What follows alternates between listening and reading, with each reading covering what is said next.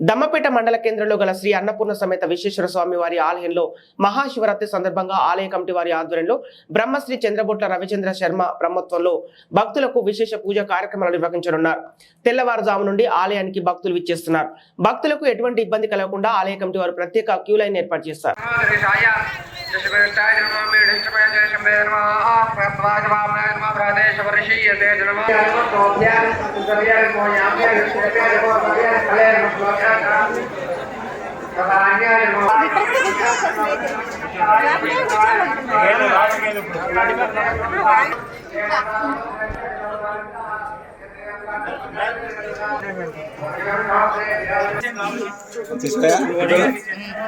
okay చాలు వీడియోనా